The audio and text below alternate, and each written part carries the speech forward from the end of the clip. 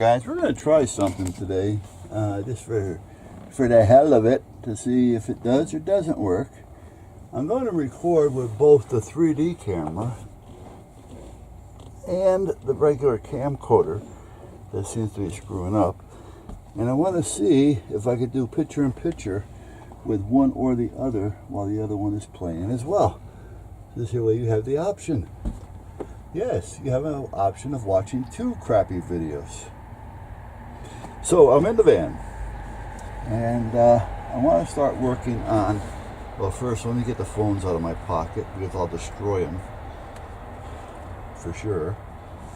Alright, so what I want to do is start working on the alarm. Now I'm looking at the paper here, and it's telling me I should get a highlighter. And I should get my other glasses on. So basically here it's starter. Starter is a blue, white. And the dome light is gray and violet. But the blue, white is the starter. That's the one I'm looking for. And the ignition, which is white and orange. Now one of these I have to break. And the other, I believe, I just tie into. And when I break it, I have to incorporate the alarm into it, if you know what I mean. So we're going to have a solid wire. We're going to break it. Then we're going to take the alarm wire, hook it up to this end. And then the other alarm wire, and hook it up to the end that I broke off. Well, something like that. You kind of know what I mean. And that should take care of that. And then I have to tie one into the ignition, which will at that point give the ignition the voltage, like turning the key, to the starter on the wire that I broke, which goes through the alarm.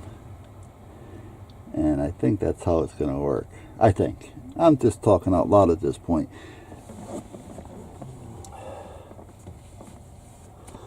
So what I'm going to do now is I got to go in and get the alarm. I'll bring it out here and look at it. And the good thing is the wires are right here. I have no idea what that is. It looks like an antenna of some sort. The only thing is I'm not familiar with is all these wires are little. I mean, like small. And I'm used to starter wires being big. All right, let me go get the alarm and things. Okay, so I also need something to prop that camera a little bit. You know, I'll use a wallet. I'll use my wallet. Put you back there some. Alright, let me go around the other side and get my test light. Alright, I'm on this side again. Test light and glasses. Now I don't know how well these glasses are actually going to work. I bought them. They weren't cheap. As comparison to what I would think is cheap. These were like 80 bucks. But they're adjustable. Meaning what? That there's little knobs on them, so you can adjust the focus. Now, how well that is going to work for me here, I don't know. But seeing that the bifocals are on the bottom of my glasses, and I'm always looking over my glasses or through the top of my glasses when I'm doing this kind of stuff, I need something that's going to let me do what I got to do here. So I'm going to see if these will work.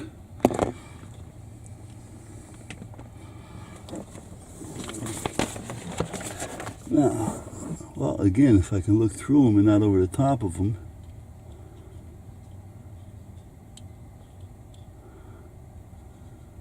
Actually, they're pretty good. Alright, now I need to find, this looks like the ignition side. Let me unwrap this one piece of tape. There's a white and orange. Do I need a white and orange? White. Yeah, white and orange. Okay, so this may be the plug right here. Now if I can get that tape off there, I'll be all set.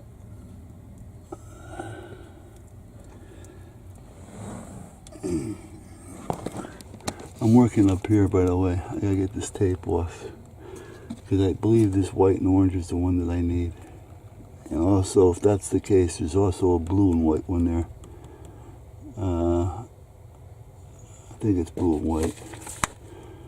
Yeah, blue and white,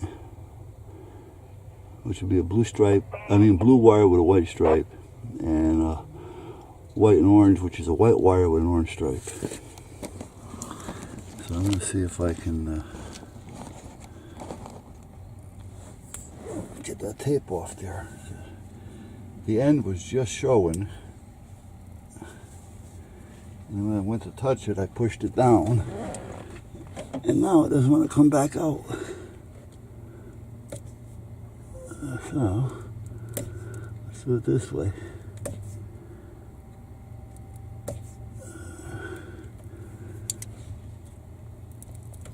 There.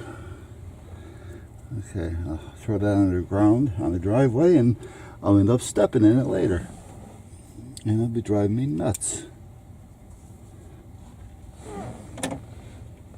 Okay, so I need a white and orange, which is right here, and a blue and white, which is right there. Oh, wait a minute, we have two white and oranges? Well, I don't like that idea.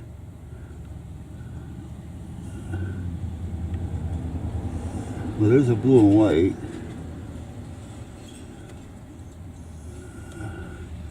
There's a blue and white. White and orange. Are they tied into the same? If they are, it doesn't make a difference. Yeah, good. Okay, so that shouldn't make a difference. Okay. I'm thinking that that might be the starter. Let me see. Because if there's two wires, they're using in place of one. No, that's the ignition. The starter's the blue and white. So what they may be doing is they're just using this thin wire to trigger a relay for starting the vehicle. This way they can get away from using a heavy wire. Now,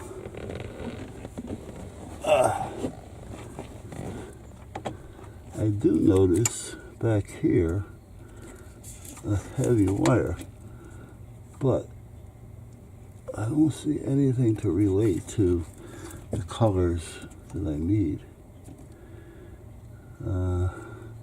See, this is coming off the ignition box up here, the one that I showed you earlier. Now, this is a wire hiding in here someplace that looks like a blue and white. There's a white. Wait, is that blue and white? Oh, okay. You know what? That has to be it. I'm not going to bother with that. I'm going to stick with what I think. Alright, so let me get a pair of cutters.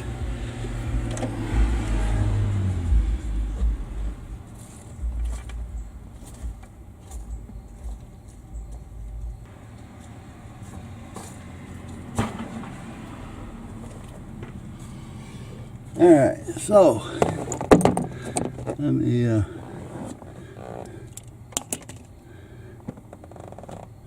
take these off for now, put them in here. Now, I don't know if I told you guys or not. The town fair episode.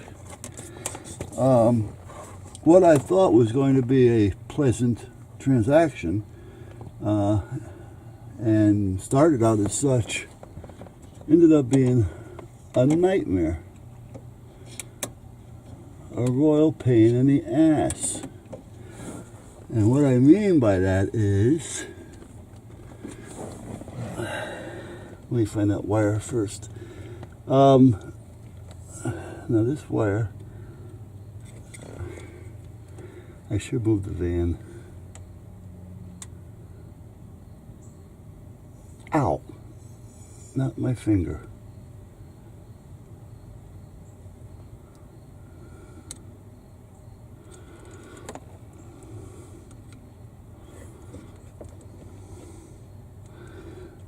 What had happened was, one is they ended up overcharging me.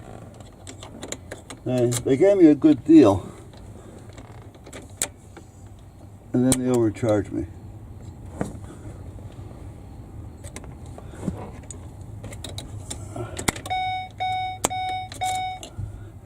Which wasn't such a good deal.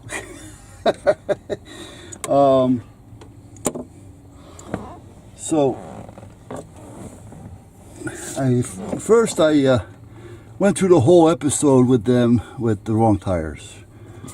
They sent me 4-ply when I needed a 10-ply. Then they said, well, the tires that you need are 10-ply and they're a lot more money, but they're going to give them to me at the employee discount. Yeah. And at that point, take it from there. Okay. So they started giving me some discounts and deals. Well, what happened? At first, I ended up being there for 3 hours the first time.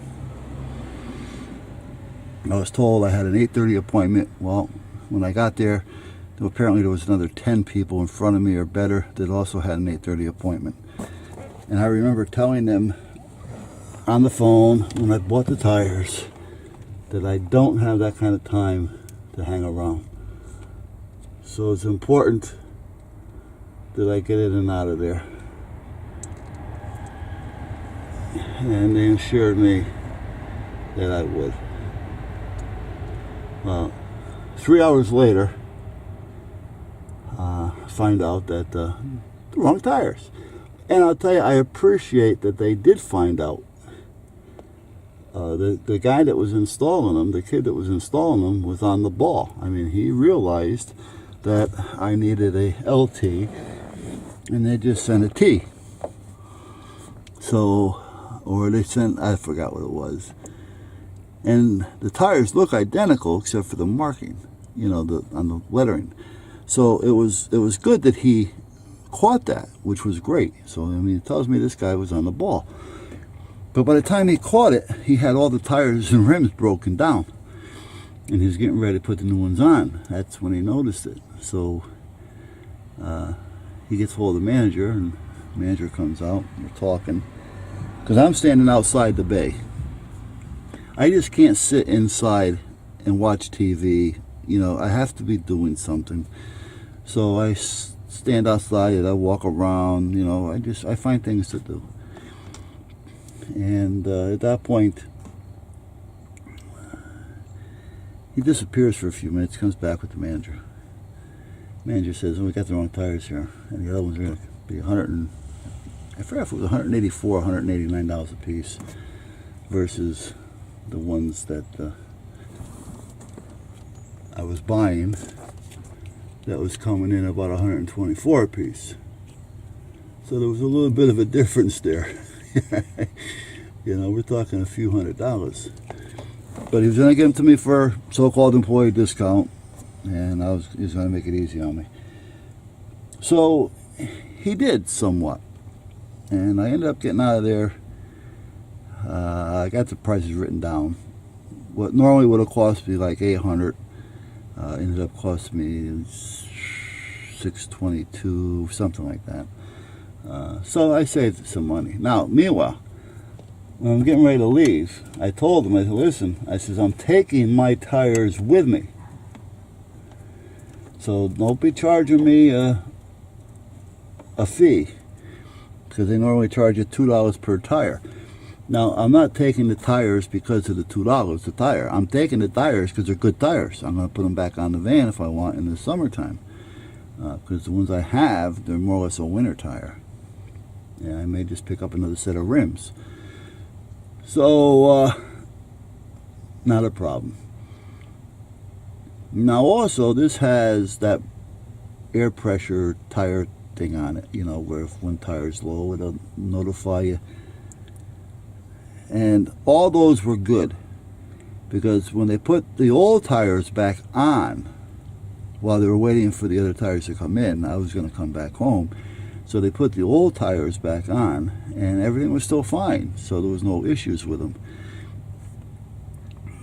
And I get a call about 1 o'clock. Now, I got out of there about 11:30, 12 o'clock. 1 o'clock, I get a call, my tires are there. Well, if I'd known that, I would have just left the van. I could have walked home. But I said, all right. He says, come over here in 10 minutes. We'll be ready to pull you right in. I went over there. Well, another 3 hours. Yeah, okay, here we go. So I ended up spending 6 hours there. Meanwhile, they put the tires on, and the guy says, I'll reset your tire thing. I said, fine. And the tires are on. You know, they're on, and the truck is coming down off the crab lift, and they're getting ready to do what they got to do. I said, all right. And he says, okay, I'm going to reset that. If you want, I'll meet you in the front. I said, all right. So I started walking around to the front of the building. By the time I got to the front of the building, he was driving my van around to the front of the building. So it took him less than a second or two to reset this water air pressure thing. So he gets around. I said, okay. So anyway, I pay. I said, now don't forget, I took taking the tires with me. And the salesman looks at it. He said, yeah, we got it covered. He hands me a receipt, and I leave. Well, I get outside, and I look open the receipt, and the receipt is basically just a blank piece of paper. 4 tires, the model of the tires, and the bottom line on what I paid. So I said, well, this isn't going to work. So I go back in. I tell the guy, you got an itemized receipt here? You know, I says, he goes, oh, yeah, wait a minute, it's right here. What did I do, give you the wrong one? Yeah, right. So he hands me the other one, and he folds it up and puts it in an envelope for me. And I walk out, and I jump in a van, and I come home. I'm beat. 6 hours. You know, I want to get out of there.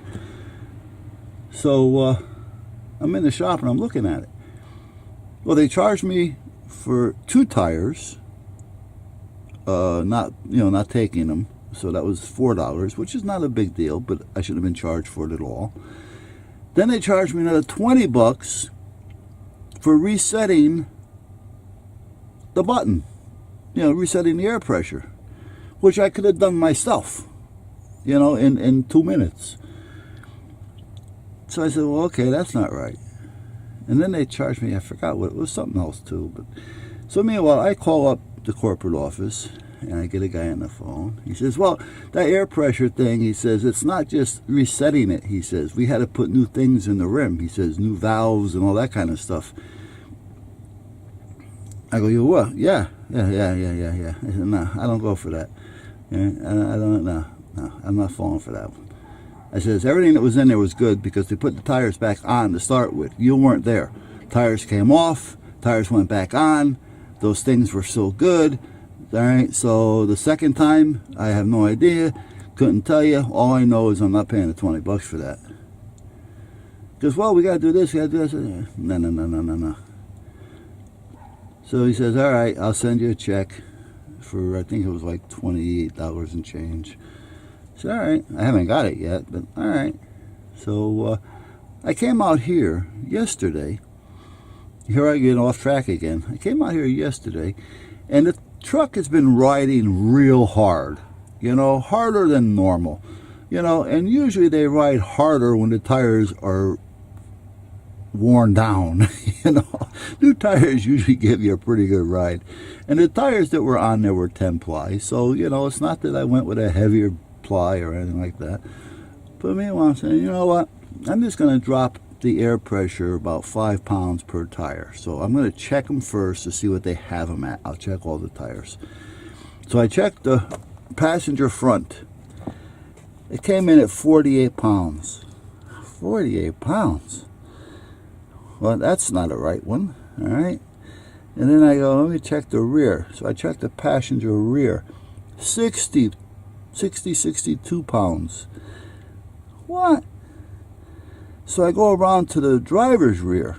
I put it on there, and it blew the gauge right out. It blew the thing right out of the tester, out of the gauge. I said, holy shit. So I go get another one. There was peg in it. And so the two front ones were the same, 42 or 48, but they were high.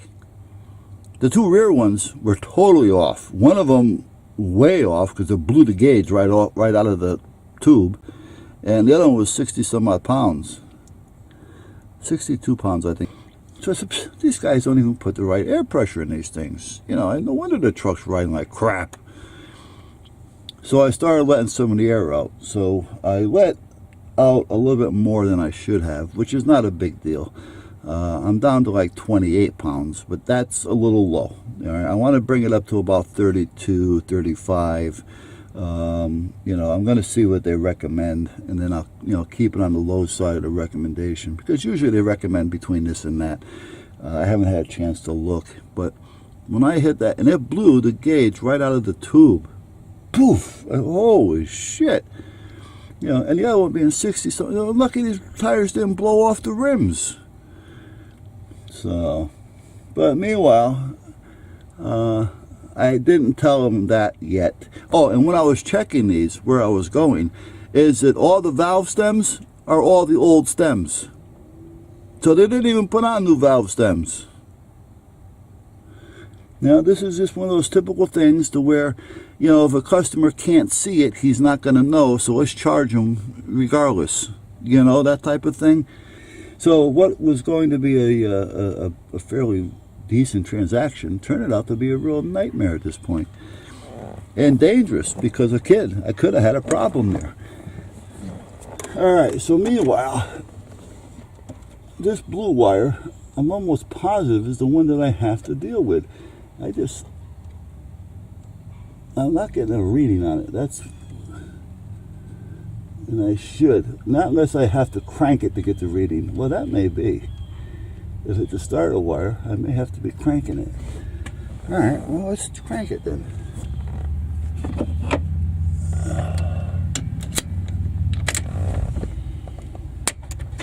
Yep, okay. That's it. Okay, so that's one wire. I had to crank it, had to turn the key on and crank it in order to do so. Okay, so that's the blue and white one there. Maybe the battery just went dead on me. Who knows? Alright, so let me find it here. Starter. Vehicle color, blue and white. And it tells me I need the violet. Well, on here I have a violet. I would call that one purple, but they call it violet. And I would call this one pink. So let's see, are they calling that one pink? Pink, yeah, okay. So this violet wire has got to go to that wire there.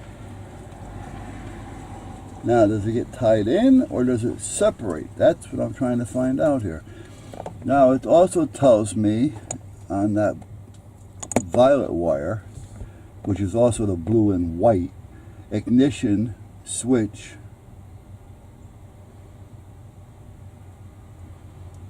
and it says gray, pin 13, connect 13 pin, connect pin 1, and that's where that is. Okay, but that's not really telling me anything here. I know one of these I actually have to separate. Alright guys, you know what? I'm not going to bother you with all this right now. I'll come back.